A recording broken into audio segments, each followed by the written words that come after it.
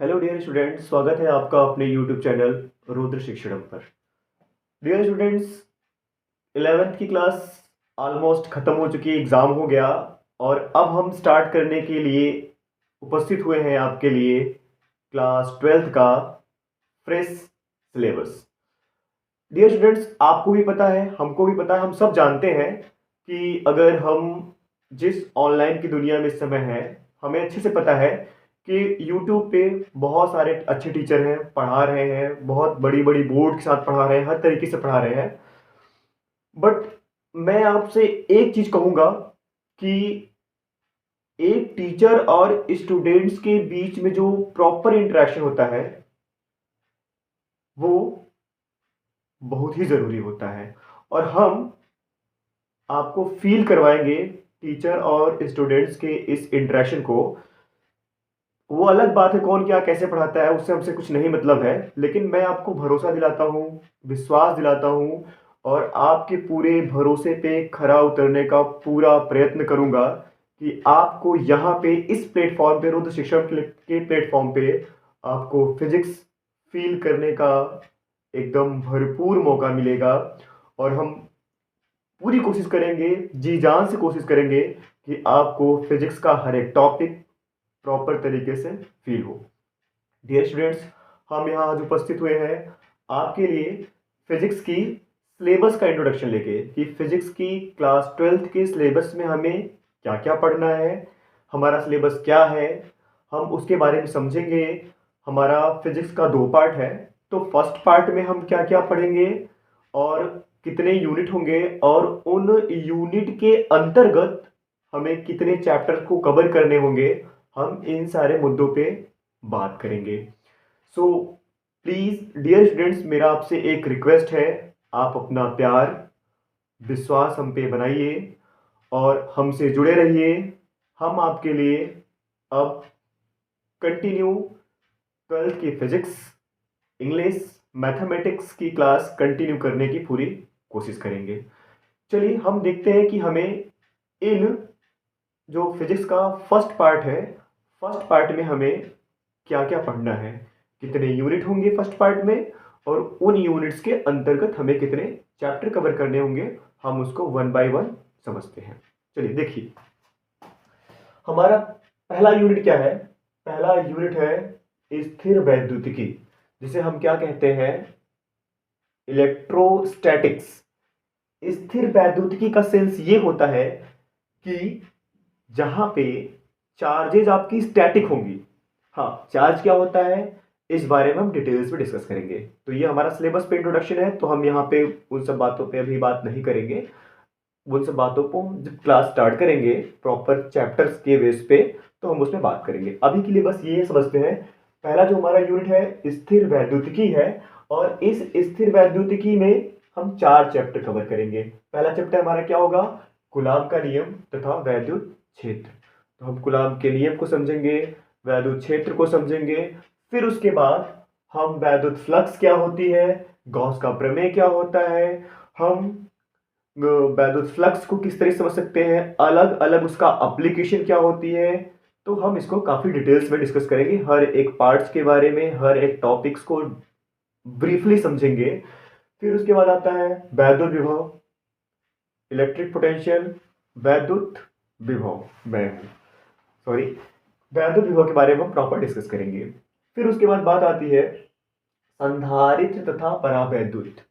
संधारित्र क्या होता है, परावैद्युत पदार्थ क्या होती है, इनके बारे में डिस्कस करेंगे। तो हमारा जो फर्स्ट यूनिट है, पहला यूनिट, जिसको हम बोलते हैं स्थिर वैद्युतिकी, स्थिर वैद्युतिकी में हम ये 4 चैप्टर कवर करेंगे। कूलाम का नियम, वैद्युत क्षेत्र, वैद्युत फ्लक्स, गॉस की प्रमेय, वैद्युत विभव तथा संधारित्र तथा परावैद्युत। इन 4 चैप्टर्स को हम फर्स्ट यूनिट में कवर करेंगे। फिर हम आगे बढ़ते हैं सेकेंड यूनिट की तरफ। सेकेंड यूनिट क्या है, उनमें हम कितने चैप्टर को कवर करेंगे। सेकेंड यूनिट हमारा धारा विद्युत, करंट इलेक्ट्रिसिटी। इस करंट इलेक्ट्रिसिटी ये बहुत ही महत्वपूर्ण आपका यूनिट है,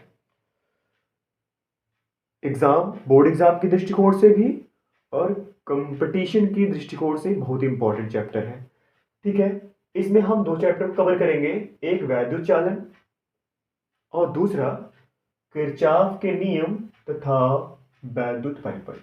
वैद्युत चालन मतलब इलेक्ट्रिसिटी, इलेक्ट्रिक करंट कैसे फ्लो करती है, कहाँ फ्लो करती है, किन कारणों से फ्लो करती है, रेजिस्टिविटी क्या होती है, रेजिस्टेंस क्या होती है, तो इन सारे चीजों पे हम डिस्कस करेंगे। किरचॉफ का नियम, हम कॉम्प्लेक्स सर्किट को, जो जटिल सर्किट होती है, बहुत जटिल होती है, उन जटिल या कॉम्प्लेक्स सर्किट्स को सॉल्व करने के लिए मिस्टर किरचॉफ के दो प्रमुख नियम हैं, उन नियमों को उपयोग में लाते हैं और बड़े से बड़े डिफिकल्ट जो हमारे कॉम्प्लेक्स सर्किट्स होते हैं उनको हम सॉल्व कर लेते हैं। फिर वैद्युत परिपथ, सर्किट क्या होती है, सर्किट में क्या क्या होता है, सर्किट कैसे बनता है, क्या क्या लगा के हम सर्किट बना सकते हैं, इन सारे मुद्दों पे बात करेंगे हम। फिर थर्ड यूनिट है विद्युत धारा तथा चुंबकीय प्रभाव तथा चुंबकत्व। डियर स्टूडेंट्स, ध्यान से सुनिएगा, इधर हम स्टैटिक या स्थिर वैद्युतिकी की बात कर रहे थे, फिर इसके बाद चेंज हुआ तो धारा विद्युत हुआ, और अब हम क्रम से चेंज होकर फिर किस पे पहुंच गए हैं कि विद्युत धारा का चुंबकीय प्रभाव। अब क्या होता है डियर स्टूडेंट्स, इसमें हम तीन चैप्टर को कवर करेंगे। पहला क्या, गतिमान आवेश तथा चुंबकीय क्षेत्र। जो चार्ज स्टैटिक था, ऊपर देखिएगा यहाँ पे हमने स्थिर वैद्युत की बात की, जो चार्ज स्टैटिक था वो चार्ज मूव करने लगा, अब उस चार्ज के मूव करने से क्या बढ़ने लगा है, मैग्नेटिक फील्ड, चुंबकीय क्षेत्र। तो हम इसमें क्या देखेंगे, गतिमान आवेश तथा चुंबकीय क्षेत्र। फिर धारा लूप पर बल युग्म का आघूर्ण, चल कुंडली धारा मापी, हम डिफरेंट टाइप ऑफ गैल्वानोमीटर्स धारा मापी की बात करेंगे कि क्या क्या होती है। तो पहला क्या पढ़ेंगे, गतिमान आवेश तथा चुंबकीय क्षेत्र, ये पढ़ेंगे। दूसरा पढ़ेंगे धारा लूप पर बल युग्म का आघूर्ण, चल कुंडली धारा मापी क्या होती है। और तीसरी बहुत ही महत्वपूर्ण चैप्टर, ये भी आपका, पृथ्वी का चुंबकत्व क्या होता है। बहुत इंटरेस्टिंग, बहुत बहुत बहुत मजेदार चैप्टर है आपका, कि पृथ्वी जो अर्थ है, अर्थ खुद मैग्नेटिक फील्ड की तरह व्यवहार करता है, कैसे करता है, क्यों करता है, किस लिए करता है, कैसे एक्सपीरियंस कर पाएंगे, इन सारी बातों की बात होगी। तो पृथ्वी का चुंबकत्व तथा चुंबकीय पदार्थ, कौन कौन से पदार्थ चुंबकीय पदार्थ है, कौन कौन सा ऐसा मटेरियल जो मैग्नेटिक मटेरियल्स कहते हैं, और अर्थ का मैग्नेट क्या होता है, मतलब पृथ्वी का चुंबकत्व क्या है, तथा चुंबकीय पदार्थ के बारे में हम डिस्कस करेंगे। तो ये तीन यूनिट है, स्थिर वैद्युतिकी में इन चैप्टर्स को कवर करेंगे, धारा विद्युत में इन दो चैप्टर कवर करेंगे, और विद्युत धारा तथा चुंबकीय प्रभाव तथा चुंबकत्व में हम इन तीन चैप्टर्स को कवर करेंगे। बाकी दो यूनिट बचा और है, उन दोनों यूनिट के बारे में भी हम बात कर लेते हैं कि उसमें हमें क्या क्या पढ़ना है। डियर स्टूडेंट्स, चौथे यूनिट की बात करें कि चौथे यूनिट में हम चौथा यूनिट क्या है और इसमें किन चैप्टर्स को कवर करना होगा।